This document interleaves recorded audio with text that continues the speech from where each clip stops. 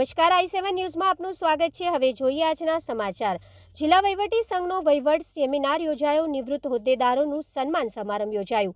બાયડ તાલુકાની જીતપુર ખાતે આવેલ શ્રી MP શાહ હાઈસ્કૂલના સભાખંડમાં અરવલ્લી જિલ્લા શિક્ષણ અધિકારી કચેરી તથા અરવલ્લી જિલ્લા માધ્યમિક અને ઉચ્ચતર માધ્યમિક શાળા વહીવટી કર્મચારી સંઘના સંયુક્ત ઉપક્રમે 9મો વહીવટી ગુણવત્તા સેમિનાર યોજાયો હતો અને વહીવટી કર્મીઓને વહીવટી માર્ગદર્શન અપાયું હતું।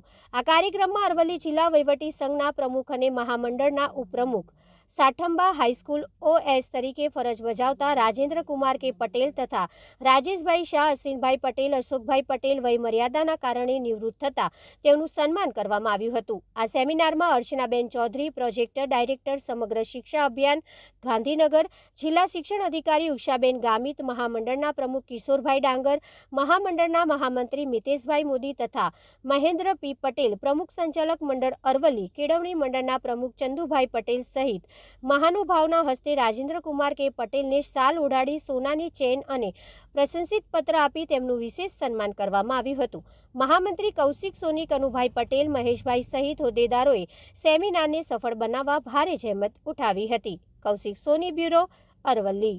અવનવી ખબરો જોવા માટે અમારી ચેનલને લાઇક કરો, શેર કરો અને સબસ્ક્રાઇબ